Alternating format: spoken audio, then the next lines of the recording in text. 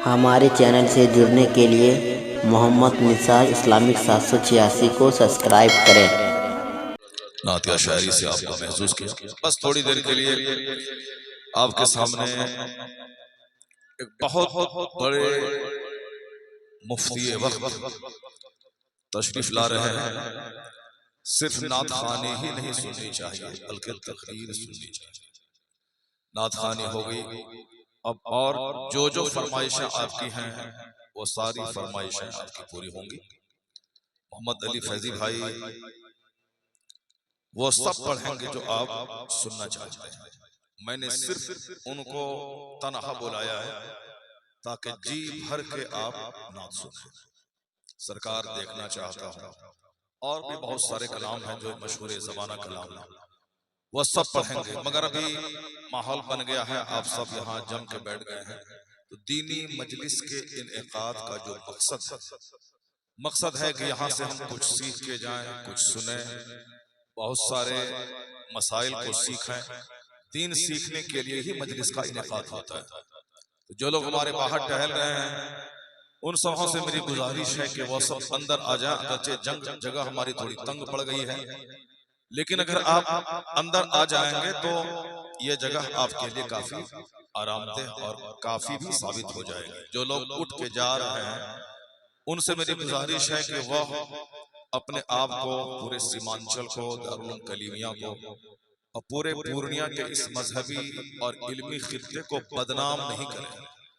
आप जान रहे हैं कि जो हमारे सामने बैठे हुए हैं अल जामिअतुल अज़हर मिस्र से पढ़े हुए एक जबरदस्त मुफ्ती, जहां से सरकार ताजुश शरिया रहमतुल्लाह तआला अलैह पढ़ के आए और पूरी दुनिया में मुमताज और मुनफरिद और डिस्टिंक्ट पोजीशन आपने लाया।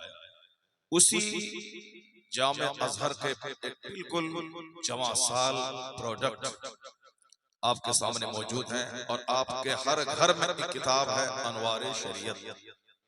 हर मुसलमान के घर में है अनवारुल हदीस, हर मुसलमान के घर में खुतबात मुहर्रम, हर मुसलमान और पढ़े लिखे घर में फ़िक़ही पहलियां। ये सारी वो किताबें हैं जो इनके वालिद गिरामी ने तहरीर की है, और आज करोड़ों की तादाद में ये किताबें छप रही हैं और पूरी दुनिया में पढ़ी और पढ़ाई जाती हैं। उसके साहबजादे हैं हजरत मौलाना मुफ्ती मोहम्मद अजहर अहमद अमजदी। ये हमारे सामने मौजूद हैं। मैं चाहता हूं कि बस सिर्फ आधा घंटा के लिए आप तालिब इल्म बन जाएं और एक जबरदस्त इस्लामिक स्कॉलर से कुछ उनकी नायाब और नादिर गुफ्तगू समाअत करें। आदमी वही है जो रोजाना अपने आप में तरक्की और डेवलपमेंट करता हो। आज जहां है कल उसमें डेवलपमेंट होना चाहिए। आदमी वही है कि 2 दिन यकसा उसका नहीं गुजरना चाहिए। जैसे आज हमने 10 बार अल्लाह कहा, कल भी अगर 10 बार ही अल्लाह कहा तो आप ये समझ जाएं कि दोनों दिन आपके बराबर हो गए। कोई बहुत बड़ी तरक्की आपकी शख्सियत में नहीं। तो आया है कि अगर आपने 10 बार आज कहा है तो कल 11 बार कहा। यह है डेवलपमेंट। अगर आज आपने 2 रकात नमाज नफल अदा की है तो कल 4 रकात नमाज नफल अदा करें, ताकि 2 दिन कंटिन्यू एक जैसे ना हो जाए। यह है फिजिकल डेवलपमेंट नहीं, स्पिरिचुअल डेवलपमेंट। यह है रूहानी तरक्की, जो कि हर आदमी कब्र की तरफ जा रहा है। ऐसा नहीं कि बहुत लंबी जिंदगी बची है इबादत कर लेंगे, नहीं। जिस दिन आप पैदा हुए थे उसी दिन आपकी पूरी उम्र थी। अगर आपकी उम्र 60 साल है, 70 साल, उसी दिन आप 60 साल के हैं। लेकिन जैसे ही 1 महीना हुआ 60 साल में 1 महीना घट गया। जैसे 60 साल 1 साल घट गया, 60 साल में 1 साल आपका घट गया। अब 10 साल के हो गए तो 60 साल में आप 10 साल आपके कम हो गए, 50 साल के रह गए। लोग कहते हैं मैं 10 साल का हो गया, मैं 20 साल का हो गया, मैं 25 साल का हो गया। पैदा होने के बाद जिधर आप जा रहे हैं वो मौत की तरफ जा रहे हैं। इसलिए अक्लमंद है वो जो अपनी जिंदगी के एक एक लम्हे की कद्र करे। अक्लमंद है वो जो पंक्चुअल बने, वक्त का पाबंद बने। ऐसा नहीं कि जैसे तैसे पैदा हुआ जैसे तैसे मर गए, उसके बाल बच्चे भी उसको याद नहीं रखेंगे। आम तौर पर आपको मालूम है कि अच्छे लोगों की औलाद अपने बाप का रेफरेंस देती है। मेरे बाप ने ऐसा कहा, मेरे बाप ने ऐसा कहा, मेरे बाप ऐसे करते थे। हमारे बहुत सारे हमारे अहबाब है, कहते हैं हमारे बाप खेत में भी हल चलाने जाते थे तो पास में मुसल्ला लेके जाते थे। मजदूर काम करता था, वो कुरान लेके बैठ जाते थे। जब उनके वालिद कुरान पढ़ते थे तब उनका बेटा अभी 10 के बीच में कहता है कि मेरे बाप कुरान पाक की तिलावत करते थे। लेकिन अगर उनका बाप हर वक्त खैनी लेके बैठ जाता है, उनका बाप हर वक्त गुटखा लेके बैठ जाता है, उनका बाप हर वक्त मोबाइल लेके बैठ जाते हैं, तो उनका बेटा उनकी किस अच्छाई का चर्चा उनके मरने के बाद करेगा? मेरा बाप बड़ा गुटखाखोर था, मेरा बाप बड़ा सिगरेट नोश था, मेरा बाप बड़ा घुमक्कड़ था, इसलिए घुमक्कड़ मत बने आप। जलसा जुलूस में आया है तो गौर से बैठे और आखिर तक शरीक रह के दुआ में शरीक रह के यहाँ से जाएं। तरीका है कि पहले कुरान पाक की तिलावत हो, फिर अल्लाह से दुआ करें, वो दुआ कबूल होती। पहले 2 रकात नमाज पढ़ें, फिर अल्लाह से दुआ करें, वो दुआ कबूल होती। पहले यहाँ 4-5 घंटे खूब अल्लाह का जिक्र हो जाए, मसाइल सीखें, वाज सुनें, अपनी जिंदगी में निखार पैदा करने के लिए कुछ उसूल और ज़ाब्ते को सुनें, फिर आखिर में दुआ होगी, वो दुआ कबूल होगी। ऐसे नहीं आए मस्जिद में बैठे और हाथ उठा दिया, वो दुआ मांगने का तरीका नहीं। दुआ मांगने का तरीका है पहले जिक्र, पहले दुरूद, पहले तिलावत, पहले इबादत, फिर आखिर में दुआ। ये 4 घंटे की जो महफिल सजी है, पहले आप अल्लाह का जिक्र जी भर के सुन लें, फिर आखिर में जब दुआ होगी पीरे तरीकत हुजूर अरसलान मियां नायबे ताजुश शरिया की दुआ होगी। अभी बरेली शरीफ जो मरकज अहले सुन्नत है, आज 10 करोड़ से ज्यादा मुरीद सरकार ताजुश शरिया के हैं। ताजुश शरिया वो दूसरे मुफ्ती से फतवा लिखवाते कम थे, वो खुद फतवा लिखते थे, जो आला हजरत की यादगार, मुफ्ती आजम हिंद की यादगार बन के पूरी दुनिया में मसले के अहले सुन्नत की धूम मचाते रहे। उन्हीं की झलक, उन्हीं की चमक, उनका परतो बनकर हुजूर सैयदी अरसलान मियां अभी इस्लामी उफ़क़ पे छा रहे हैं। नौजवान जवासाल राइटर, बहुत बड़े मुसन्निफ, बहुत बड़े मुदर्रिस, 80 साल की उम्र में बंदा उस बुलंदी पे नहीं पहुंचता है जितनी बुलंदी पे 29 साल हमारा शेख पहुंच चुका है। 29 ईयर्स मेरी उम्र हो रही है, मोर देन 50 ईयर्स उनकी उम्र हो रही है 29 ईयर्स। वो अभी आएंगे थोड़ी देर के बाद, ऐसा लगेगा जैसे कोई आफताब तुलू हो गया हो, ऐसा लगेगा जैसे कोई चांद बादल की ओट से निकल गया हो। वो चांद आने वाला है, वो सूरज तुलू होने वाला है। अगर उनको देखे बगैर आप चले गए, उनको सुने बगैर आप चले गए, तो ये आपकी महरूमी होगी, ये आपकी खुशबख्ती है कि आप उस मजलिस में तशरीफ फरमा है जिसमें आला हजरत की यादगार भरकर हुजूर अरसलान मियां तशरीफ लाए हैं, बस आने वाले। उससे पहले एक जबरदस्त इस्लामिक स्कॉलर से उनकी बात सुने।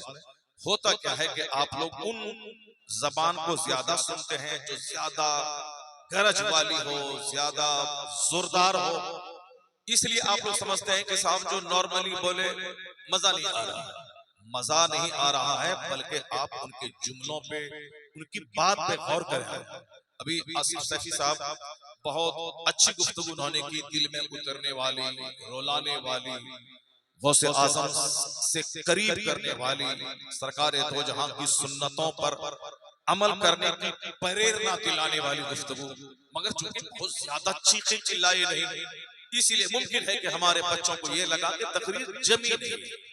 ऐसा होता है, चीखना चिल्लाना कमाल नहीं है, नॉर्मली कायदे से रोशनी देने वाली गुफ्तगू सुनना ये कमाल की बात है।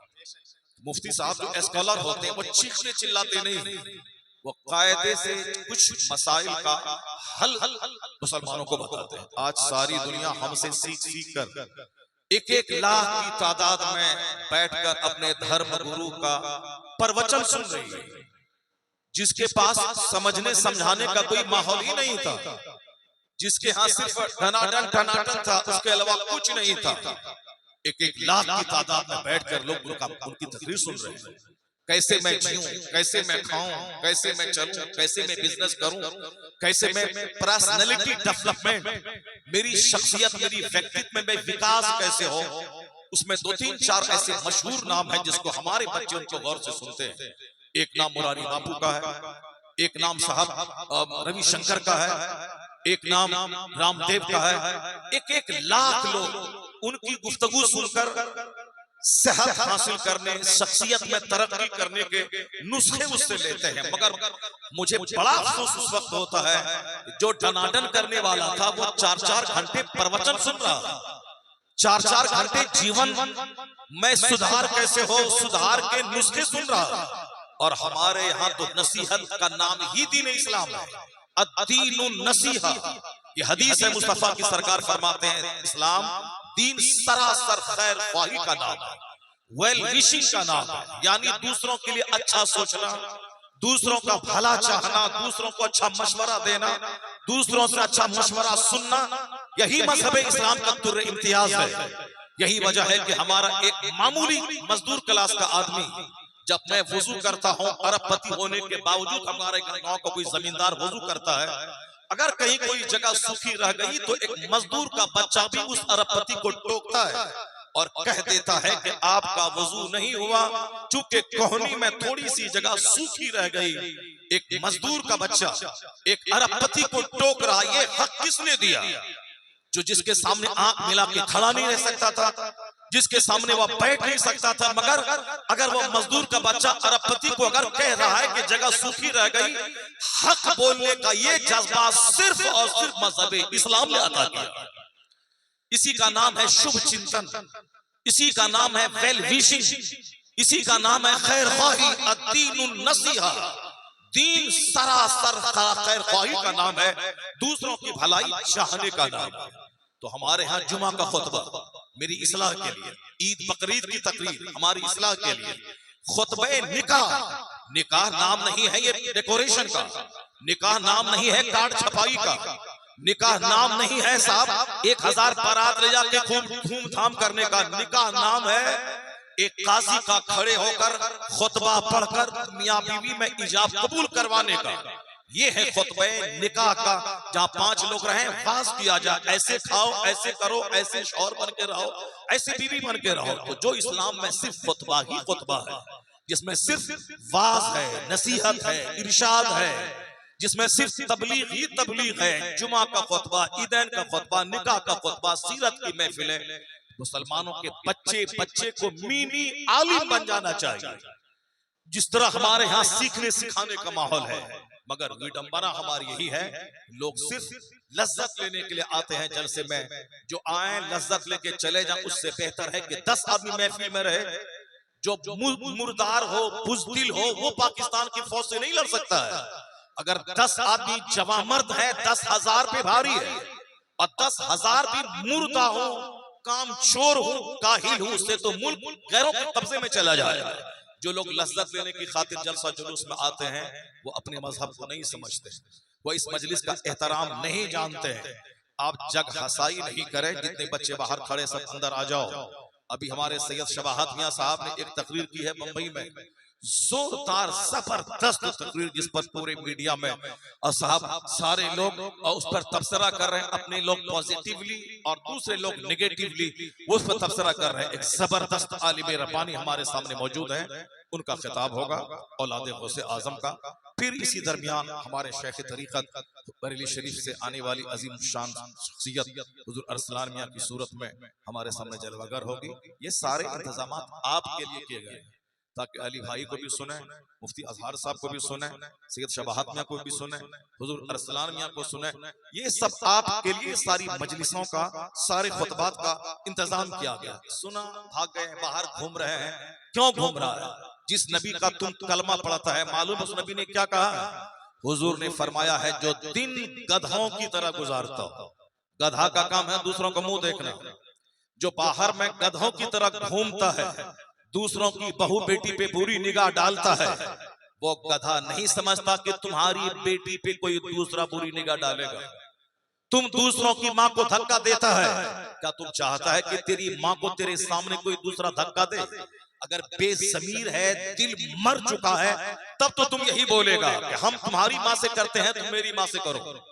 जो जिसका दिल मर चुका है, जो सड़ा हुआ आदमी है, लेकिन जिसका दिल जिंदा है, वो कभी नहीं चाहेगा कि मेरी सामने मेरी बेटी का पर कोई बुरी निगाह डाले, मेरी माँ को कोई बुरी निगाह डाले, मेरी माँ को कोई टच करे, कोई नहीं चाहेगा।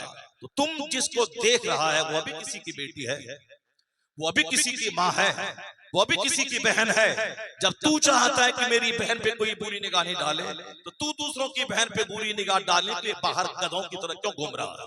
हदीस सुनो, गिरा बांध के रखो और अपने घर ले जाओ। हुजूर कहते हैं अल्लाह को वो शख्स बड़ा नापसंद है, अल्लाह उससे नाराज होता जो दिन गधों की तरह गुजारता हो और रात मुर्दार की तरह गुजारता हो। जो ईशा नहीं पढ़ा सो गया, मुर्दार है। जो फजर नहीं पढ़ा दिन उगने के बाद उठा, वो मुर्दार है।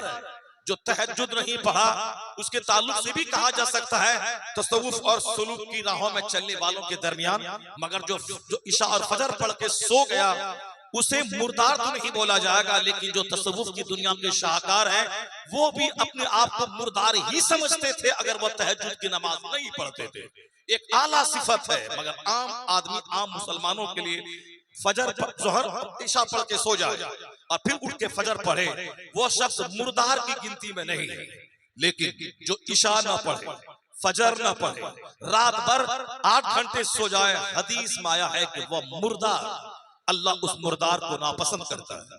और जो दिन भर दुकान पे दूसरों का मुंह देखे, बाजार सबसे पहले जाए, बाजार से सबसे लास्ट में घर आए, दूसरों की दुकान पे बैठे, कोई काम धाम नहीं है, जो गधों की तरह दिन भर घूमता रहे, अल्लाह उसको नापसंद करता है। आदमी वही जो एक एक मिनट की कद्र करे, आदमी वही जो एक एक मिनट अपने लिए इक्सीर समझे।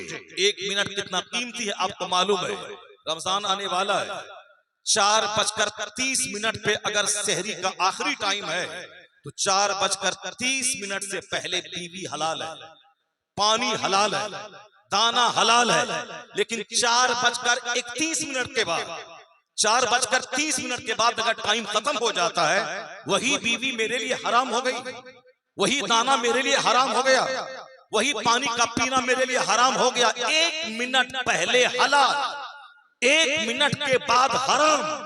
अगर 6:10 पे इफ्तार का टाइम है, तो 6:09 तक दाना पानी हराम, और 6:09 के बाद दाना पानी बीवी सब हलाल।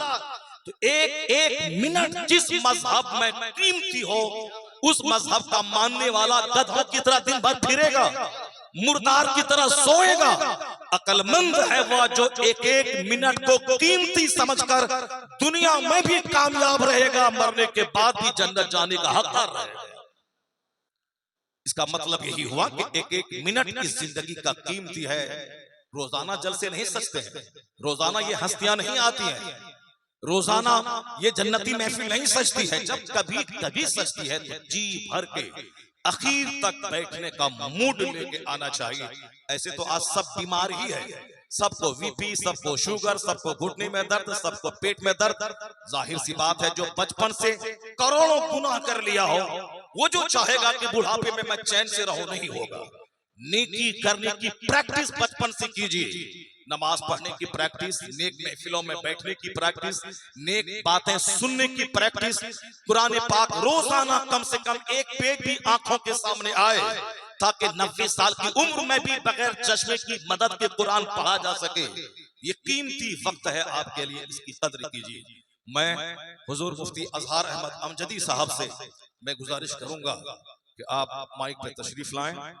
जो कुछ भी आपने अल-जामिअतुल अज़हर मिस्र में देखा, जो कुछ भी अभी हिंदुस्तान भर में जो हमारे प्रॉब्लम्स हैं, जो हमारी इस नई नस्ल को चाहिए, अपने हिसाब से टॉपिक का आप सिलेक्शन करें, उसी हिसाब से मुख्तसर सी गुफ्तगू, आधे घंटे की गुफ्तगू आप हमारी कौम के नौजवानों को, हमारे बूढ़ों को, हमारे जिम्मेदारों को, हमारी माँ बहन बेटियों को अपने हिसाब से वाज करें, नसीहत करें और आप समझाएं।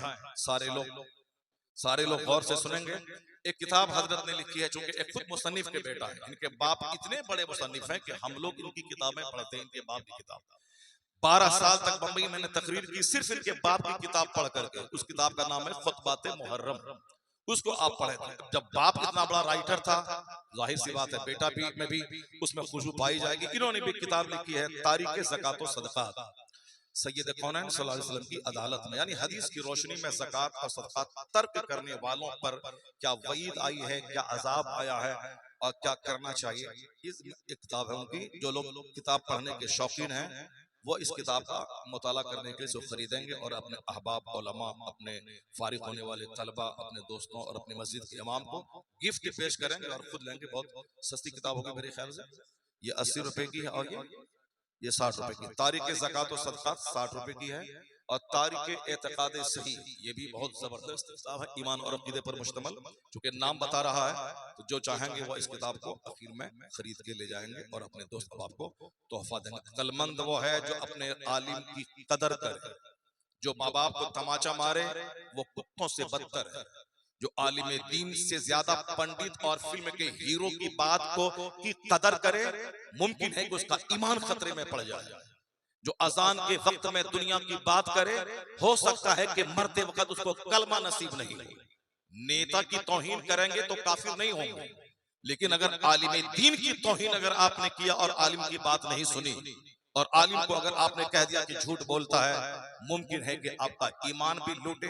ईमान लूटे तो निकाह भी टूटे, दुनिया आखिरत दोनों बर्बाद हो जाए। इसलिए दूसरों की तौहीन करेंगे तो कुफ्र नहीं होगा, नेताओं की, दुनियादारों की, मगर आलिम की तौहीन अगर आपने की, मुमकिन है कि आप कुफ्र के करीब पहुंच जाए। मैं डरामा करने के लिए मुशारा नहीं किया हूं, तकरीर सुनने के लिए मैंने जलसा मुनक्किद किया है। जो सिर्फ नात सुनने आया था, जो सिर्फ मुशारा सुनने आया था, बसब शौक वो चला जाए। और जो तकरीर सुनने आया है, आलिमों का चेहरा देख के दिल को रोशन करने आया है, और जो जन्नती महफिल में सवाब कमाने, गुनाह घटाने आया है, मैं उनसे उम्मीद करूंगा कि वो आखिर तक नेक मकसद की खातिर वो महफिल में रहेंगे और बैठेंगे। ये मुशायरा नहीं है, ये अजमत इस्लाम कॉन्फ्रेंस है। इस बात का हमेशा ख्याल रखेंगे। हमें बुज़दिलों की कोई जरूरत नहीं। 10 लोग रहें, जबरदस्त दीनदार रहें। वो उन गधों की तरह जो घूमता है, उन जैसे करोड़ों से ये 10 बेहतर हैं जो एक एक मिनट की कदर करें। मौलाना मुफ्ती अजहार अहमद अमजदी साहब।